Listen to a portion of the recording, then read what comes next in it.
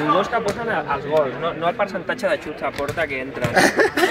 O rematades de cap, que jo foto 4. Jo crec que he xutat fins a... Cheerleader.